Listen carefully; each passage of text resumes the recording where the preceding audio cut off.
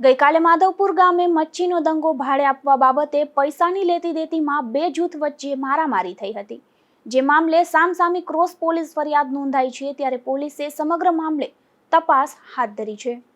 માધવપુર ગામના મચ્છિયારાવાડમાં રહેતા જાની ઇસ્માઇલ લુચાણી નામના યુવાને એવી પોલીસ ફરિયાદ નોંધાવી છે કે તેના પિતા ઇસ્માઇલ લુચાણીએ પોરબંદરના વેપારીઓને દંગો ભાડે આપ્યો હતો, જેના પૈસાની લેતી દેતી બાબતે પોરબંદરનો મહેબૂબ સમા, ફૈઝલ સૈયદ બાપુ અને માધવપુરનો અનવર કમુ લુચાણી બોલાચાલી અને ઝઘડો કરતા હતા અને અનવરે કોઈને ફોન કર્યો હતો। તેથી રફીક અબ્દુલ લુચાણી તથા કમુ અબ્દુલ લુચાણી અને હસન અબ્દુલ લુચાણી ત્યાં આવી પહોંચ્યા હતા તથા ફરિયાદી જાની તથા તેના પિતા ઇસ્માઇલને ગાળો બોલવા લાગ્યા હતા।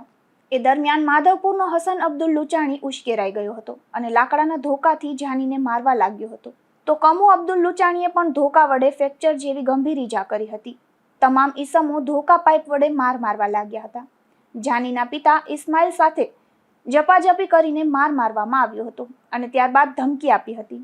તેથી આ તમામ મહેબૂબ સમા, ફૈઝલ સૈયદ બાપુ, અનવર કમુ લુચાણી, રફીક અબ્દુલ લુચાણી, કમુ અબ્દુલ લુચાણી અને હસન અબ્દુલ લુચાણી સામે મારમાર્યાની અને હથિયારબંધીના જાહેરનામાનો ભંગ કર્યાની ફરિયાદ નોંધાવી છે। તો સામા પક્ષે રફીક અબ્દુલ લુચાણીએ પણ માધવપુર પોલીસ મથકમાં ગુનો નોંધાવ્યો છે, જેમાં એવું જણાવ્યું છે કે તેનો ભત્રીજો અનવર તથા પોરબંદરના વેપારી મહેબૂબ સમા, ફૈઝલ અને સૈયદ બાપુ સાથે દંગાના પૈસાની લેતી દેતી બાબતે ઝઘડો અને બોલાચાલી કરતા હતા।